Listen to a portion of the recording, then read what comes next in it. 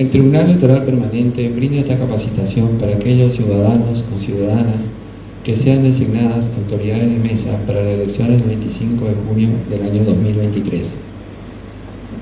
El Poder Ejecutivo, a través del decreto de convocatoria número 90/23 y de las respectivas intendencias que se adhirieron, van a elegir categorías para gobernador, vicegobernador, diputados, intendentes, presidente de comisión de fomento y concejales. La autoridad de mesa tiene los siguientes requisitos: ser elector hábil, tener entre 18 y 70 años de edad, residir en la sección electoral, saber leer y escribir.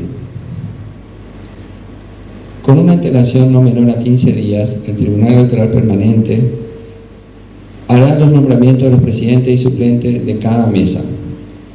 Ustedes recibirán un formulario de designación similar a este.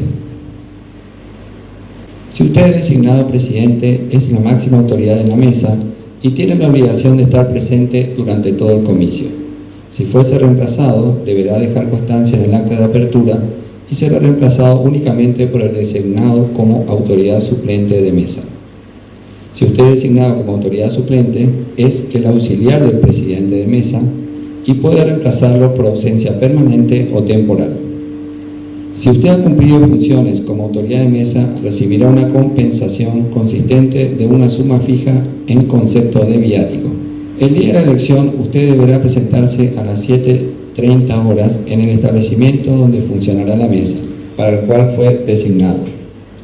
Con su DNI y su designación se presentará el personal del comando electoral o delegado de la justicia electoral, quien indicará la ubicación de la mesa y del cuarto de votación.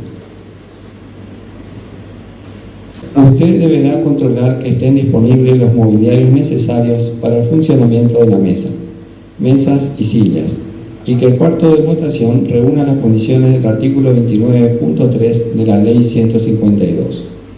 No debe tener más que una puerta utilizable, cerrar y sellar las demás aberturas en presencia de los fiscales, de modo de garantizar las mayores seguridades para el secreto del voto y mobiliarios para desplegar las boletas de los distintos partidos políticos. Finalizadas las tareas mencionadas anteriormente, usted recibirá del personal del correo o de la policía provincial la urna, el bolsín y la bolsa con las boletas de los partidos políticos para el inicio del acto electoral, los cuales estarán identificados con un rótulo que consignará el número de urna y de mesa. Usted encontrará dentro de la urna sobre para votos, útiles, bolígrafos, reglas, fibrón, goma de pegar, cinta adhesiva, fajas de seguridad, formularios y sobres para votos impugnados, fianzas, votos recurridos, papel romaní, recibos de urna, afiches, ejemplar de la Ley 152 y el Código Electoral Nacional, instructivos para la autoridad de mesa y accesibilidad electoral, sobre con los modelos de boletas oficializadas, sobre bolsa para la devolución de los útiles y material sobrante. Dentro del bolsín, usted encontrará padrón para el presidente de mesa a color, padrón para el suplente blanco y negro, acta de escrutinio de mesa, certificado, telegrama de mesa y un precinto de seguridad para la remisión de la documentación. Dentro de la bolsa estarán todas las boletas que hayan remitido los partidos políticos para el inicio del acto electoral. Preparación del acto electoral. Cerrar la urna con fajas de papel que no impida la introducción de los sobres de votación, la cual será firmada por los fiscales de los partidos políticos y las autoridades de mesa. Verificar la identidad y los poderes de los fiscales de los partidos políticos y aquellos que no se encontraron presentes para la apertura del acto electoral serán reconocidos a medida que lleguen. Tomadas todas estas medidas, a las 8 horas el presidente de mesa declarará abierto el acto electoral y elaborará el acta de apertura que se encuentre impreso en el padrón de la mesa. Emisión del sufragio. Procedimiento. Lo harán las autoridades de mesa en primer lugar, luego los fiscales partidarios, siempre y cuando se encuentren inscritos en el padrón de la mesa. Los fiscales que no estuviesen presentes al abrirse el acto podrán sufragar a medida que se incorporen a la mesa. Los electores inscritos en la mesa. Carácter del voto. El secreto del voto es obligatorio durante todo el desarrollo del acto electoral. Documentos válidos para emitir el voto. Todas las versiones de DNI son válidas para votar, incluso las que contienen la inscripción no válido para votar, conforme acordada número 37/2017 de la Cámara Nacional Electoral y el artículo 32 de la Ley 152, que establece que son válidos la libreta de enrolamiento, la libreta cívica y el DNI en todos sus formatos. Para votar es necesario presentar el documento que figura en el padrón o una versión posterior. Emisión del sufragio. Procedimiento. Compruebe la identidad del elector cotejando los datos consignados en el padrón con el de su documento y retenga el mismo. Firme un sobre, que también podrán hacerlo los fiscales. Cuando los fiscales firmen, estarán obligados a firmar varios a los fines de evitar la identificación del votante, y entrégueselo al elector y que ingrese al cuarto de votación. Verifique que deposite en la urna el mismo sobre que le fue entregado. Hágale firmar el padrón en el lugar indicado. Firme la constancia de emisión del voto, troquel, y entrégueselo junto con su documento. ¿Dónde y cómo pueden votar los electores? Podrán hacerlo únicamente en la mesa receptora de votos, en cuya lista figuren asentados, y con el documento habilitante. Admisibilidad del voto. Si existiera diferencia con el nombre del elector en el padrón y el de su documento, el presidente de mesa admitirá el voto, siempre que coincidan el número de documento, año de nacimiento, domicilio, etc. Cuando el nombre figure con exactitud y la discrepancia sea acerca de algunos datos relativos al documento, domicilio, clase de documento, etc. Cuando falte la fotografía del elector en el documento, siempre que el mismo conteste correctamente el interrogatorio que le formule el presidente sobre sus datos personales. Al elector que figura en el padrón con libreta de enrolamiento, libreta cívica, duplicada, triplicada y se presente con un documento nacional de identidad. Se le admitirá el voto a aquellos electores que en la impresión del padrón suplanten la línea del domicilio con 3 guiones, no considerándose este motivo causal de impugnación. Inadmisibilidad del voto. Si el elector exhibiera un documento cívico anterior al que consta en el padrón, al elector que se presente con libreta de enrolamiento, libreta cívica y figurase en el padrón con documento nacional de identidad, quien se encuentre en el padrón con la leyenda elector anulado con tinta roja en el padrón de la mesa, aunque se alegare error. Ninguna autoridad, ni aun los jueces electorales, podrán ordenar al presidente de mesa que admita el voto de un elector que no figura inscrito en el padrón electoral. Si se presentasen estos casos bajo ninguna petición de los fiscales, el presidente de mesa considerará la admisión del voto recurriendo al mismo. El elector no debe votar. Impugnación de la identidad del elector. Usted, por su propia iniciativa o a pedido de los o las fiscales, tiene derecho a interrogar al elector sobre los datos asentados en su documento cívico. También puede impugnar la identidad cuando a su juicio la hubiere falseado o en caso de que se encuentre identificado con un grisado en el padrón como ausente por desaparición forzada. Impugnación de la identidad del elector. Para realizar el procedimiento de voto de identidad impugnada deberá: primero, completar los espacios en blanco del formulario y el sobre para voto de identidad impugnada. Anotar impugnado en la columna de observaciones del padrón que corresponde al elector. Solicitar la almohadilla para la impresión digital al delegado de la justicia electoral o utilizar el marcador para registrar la impresión digitocular, tanto en el formulario como en el sobre, que además deberá firmar junto con los o las fiscales impugnantes. Cuarto, colocar el formulario dentro del sobre de voto de identidad impugnada y entregarlo abierto al elector, acompañado con un sobre para la emisión normal del sufragio. 5. Invitar al elector a pasar al cuarto de votación e indicar que introduzca el sobre con su voto dentro del sobre especial, el cual no deberá cerrar hasta mostrarle que no ha retirado el formulario.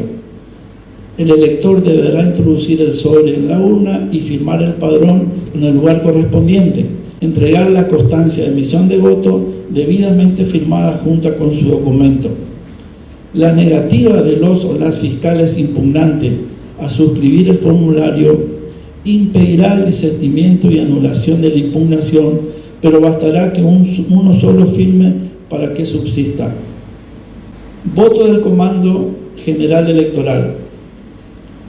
Cuando se debe habilitar el voto de un elector identificado en el padrón electoral como voto Comando General Electoral, el cual estará inscrito en una hoja especial al final del padrón, además del sobre de votación, deberá entregarle un sobre especial, sobre cubierta, que tiene la inscripción Voto Comando Electoral. El elector deberá ingresar al cuarto de votación con los dos sobres, colocar su voto en el sobre común y luego en el sobre cubierta, introducir el sobre en la urna y firmar el padrón. Usted deberá entregarle la constancia de emisión de voto. Los votos de identidad impugnada y del personal subordinado al Comando General Electoral serán contabilizados, pero no abiertos ni escrutados en la mesa. Funcionamiento del cuarto de votación. El presidente de la mesa examinará el cuarto de votación a pedido de los fiscales o cuando lo estime necesario. Verificación de existencia de boletas. También cuidará que el cuarto de votación exista en todo momento suficiente cantidad de ejemplares de boletas de todos los partidos y no admitirá boletas no oficializadas por el Tribunal Electoral Permanente. ¿Qué se debe hacer ante la falta de boletas? Tengo en cuenta siempre que la falta de boletas de alguna agrupación política no es razón suficiente para impedir la apertura del acto electoral, como así tampoco podrá interrumpirse el comicio por falta de boletas. Si fuera necesario reponerlas, requerirá su provisión a los fiscales de las agrupaciones políticas correspondientes o solicitará de las boletas de contingencia al delegado de la justicia electoral. En el cuarto de votación complementario o de contingencia se dispondrán de las boletas de todas las listas o agrupaciones y estarán custodiadas por el Comando Electoral y el delegado de la justicia electoral. Accesibilidad electoral. La accesibilidad electoral abarca las medidas, procedimientos y normativas que tienen como finalidad promover y facilitar el acceso pleno de los y las ciudadanas y ciudadanos a los múltiples aspectos que constituyen el proceso electoral, asegurando el goce de sus derechos políticos en condiciones de igualdad. Prioridad para votar. Facilite y priorice el acceso al voto a las personas con discapacidad o con reducción en su movilidad, visión o audición, como así también adultos mayores, embarazadas, personas que asisten con niños, ciudadanos mayores de 70 años. Procedimiento para el voto asistido. Todo elector con discapacidad permanente o transitoria que le dificulte la emisión normal de su voto puede optar con la asistencia del presidente de mesa o de una persona de su confianza. Deberá acreditar y registrar los datos de la persona que lo acompaña, quien además asentará su firma en el espacio de observaciones del padrón. Cuarto oscuro accesible. En el caso de que él o la delegada de la justicia electoral o personal de comando electoral le informe que un elector se encuentra registrado en su mesa, solicita emitir su voto en el cuarto oscuro accesible, usted deberá trasladarse al mismo con la urna, un sobre y el padrón, dejando al suplente o el personal de comando electoral en resguardo de la mesa a su cargo. Consultar al elector si requiere algún tipo de ayuda. El elector deberá emitir su voto en la urna que corresponda a la mesa en la que se encuentra inscrito y luego asentar su firma en el padrón, y deberá recibir del presidente de mesa la constancia de emisión del voto. Clausura del acto electoral y escrutinio. A las 18 horas se clausura el acceso al establecimiento. Sin embargo, los electores que aguardan su turno antes de ese horario podrán votar. Una vez que hayan votado, el último elector deberá tratar del padrón los nombres de los electores que no hayan votado, luego contar la cantidad de electores que lo hicieron y colocar este número al pie del padrón. Asentar el mismo número en el acta de escrutinio en el espacio que indica la cantidad de ciudadanos que han votado, situado en el extremo superior izquierdo. Tercero, registrar el mismo número en el telegrama y en el certificado de escrutinio. Escrutinio de mesa. Guardar en el sobre bolsa especial para devolución de útiles las boletas y sobres que no fueron utilizados. Abrir la urna, extraer los sobres de votación, contarlos y asentar ese número en el acta de escrutinio, telegrama y certificado. Comparar la cantidad de ciudadanas que han votado y con la cantidad de sobres. Y si existiere diferencia, registrar la cantidad en el acta de escrutinio, telegrama y certificado. Separar los sobres de identidad impugnada y del personal de comando electoral. Contarlos y registrar esa cantidad en cada una de las categorías de cargos a elegir del acta, telegrama y certificado. Guardar los sobres cerrados de voto de identidad impugnada y del personal del Comando General Electoral en el sobre plástico bolsín para su devolución a la justicia electoral. Los sobres que contienen los votos de identidad impugnada, recurridos y del comando electoral deben enviarse cerrados en el bolsín junto con el padrón electoral utilizado en la mesa y las actas de apertura y cierre. Clases de votos. Votos válidos. Son votos afirmativos si se emitieran mediante boleta oficializada de una misma agrupación o lista para todas las categorías de cargo. Para cada categoría de cargo a elegir se emiten boletas oficializadas de diferentes agrupaciones o listas. Las boletas oficializadas presentes con ruptura, pero el encabezado se encuentra intacto. Las boletas oficializadas que contengan tachaduras, agregados o sustituciones, borratina, siempre que el encabezado permita identificar la voluntad del elector. Si en el sobre hay más de una boleta oficializada de la misma agrupación política o lista y categorías de cargo, solo se computará una y se retirarán las restantes. Votos en blanco. Cuando el sobre se encuentra vacío. Cuando el sobre contiene un papel de cualquier color, sin imágenes, textos ni objetos extraños. Cuando el sobre contiene una boleta oficializada, pero le falta el cuerpo correspondiente a una o más categorías. En ese caso se considerará voto en blanco para dichas categorías. Votos nulos, lo que se emitieran mediante boleta no oficializada, por ejemplo, boleta de elecciones anteriores o de otros distritos. Si en el sobre, junto con la boleta, se hayan incluido objetos extraños a ellas, tales como monedas, estampas, etc. Boletas oficializadas de distintas agrupaciones bolistas por un mismo cargo. Boletas oficializadas que por destrucción parcial, defecto o tachadura no contenga por lo menos el nombre del partido y la categoría de cargo a elegir. Boletas oficializadas que contengan inscripciones y o leyendas de cualquier tipo. Votos recurridos. Es aquel cuya validez o nulidad sea cuestionada al momento del escrutinio de mesa por uno o más fiscales, quienes deben fundamentar su solicitud con una expresión correcta de las causas. Usted encontrará entre los formularios el formulario para voto recurrido y el sobre para voto recurrido. Pasos para completar el acta, telegrama y certificado de escrutinio. Asentar la cantidad de personas que concurrieron a votar. Registrar la cantidad de sobres utilizados.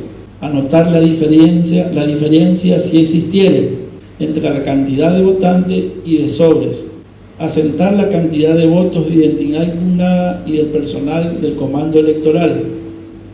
Calificar los votos y asentar el resultado correspondiente a cada lista en su respectivo casillero, como así también si hubieren votos recurridos. Calcular y registrar los votos en blanco que existen para cada categoría.